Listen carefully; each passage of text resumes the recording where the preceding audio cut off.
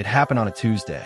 Sarah had just come back from picking up groceries when her husband sat her down and told her it was over. No beat up, no warning. Just "I don't love you anymore," followed by a suitcase already packed in the hallway. She stood in the kitchen, clutching a bag of oranges, trying to understand how 21 years of marriage could end in a single sentence. That night, she cried until her pillow was soaked. By morning, he was gone, and her life, the one she'd known, the one she built, was officially in ruins. But that was only the beginning. Within the same month, Sarah's job was downsized. Her youngest child moved to another state for college. Her bank account dipped below zero. Her mother fell ill, and for the first time in her life, she felt completely unanchored. No marriage, no job, no children at home, no parents to lean on. It was as if every pillar that held up her identity had crumbled one after the other. She stopped going to church, not out of anger, but confusion. The woman who once sang in the choir and led Bible studies now sat on her living room floor wondering if God had forgotten her address. She didn't curse him.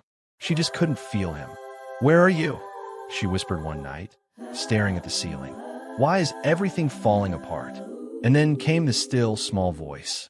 Not in thunder, not in wind, just a gentle tug in her spirit.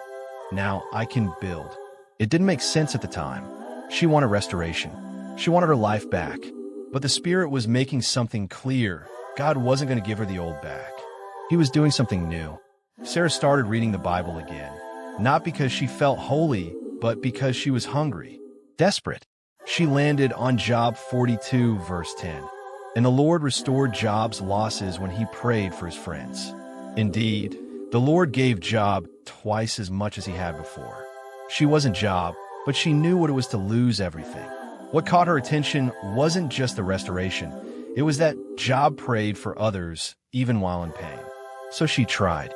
Every morning, she wrote down the names of 5 people to pray for. Some were friends.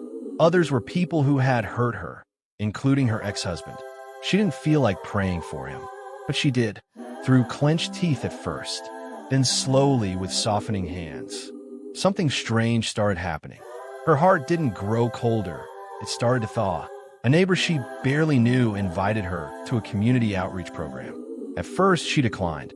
She had nothing to give. But the woman insisted, so Sarah went. And what she found wasn't just an opportunity to serve. It was an open door to healing. She began tutoring young women who had dropped out of high school, girls with broken stories, girls who reminded her of herself. And in their restoration, she began to glimpse her own. A year passed. Sarah didn't get her marriage back. Her job didn't magically return. Her mother eventually passed away. But something inside her had shifted. She was no longer surviving. She was rising.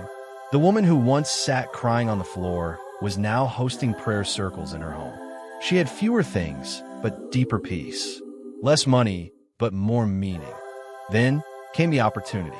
A local nonprofit heard about her work with young women and offered her a role as a mentor. The salary wasn't much, but it was enough. She said yes. She moved into a smaller apartment, planted new flowers on the porch, and one afternoon, she laughed again, really laughed, for the first time in a long time. She had been broken, but not beyond repair. In fact, she'd been broken open, so God could pour in something new. When people saw her now, they didn't see the loss. They saw the light, a quiet strength, a peace that passed understanding. And she would tell them, "I lost everything, but God rebuilt me better." You see, sometimes God allows the breaking so he can do a rebuilding that lasts. The enemy thought the loss would bury you, but God is using it to build something in you. He's not restoring what was. He's preparing what will be. 2 Corinthians 4 verses 8 to 9 says, "We are hard-pressed on every side, yet not crushed. We are perplexed, but not in despair. Persecuted, but not forsaken. Struck down, but not destroyed." That verse lived in Sarah's bones. It pulsed in her breath, because she was proof of it. If you're in a season where everything feels like it's falling apart, don't lose hope. What looks like destruction may be the start of reconstruction.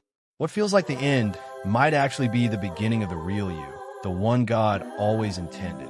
God doesn't just restore things. He refines people, He transforms hearts. He makes beauty from ashes, not by putting the old ashes back together, but by birthing something entirely new from them. You might not see the full picture yet. That's okay. Sarah didn't either, but she trusted the one holding the brush. And when God is the artist, even shattered pieces become sacred masterpieces. So hold on. Don't quit. Don't give up because things don't look like what you prayed for. God may be giving you something even better, something eternal, something unshakable. Sarah was rebuilt, not quickly, not painlessly, but divinely. And so will you. That's your faith fuel for today. Keep walking. You're not just being restored. You're being. Thanks for watching. Subscribe for more motivational videos.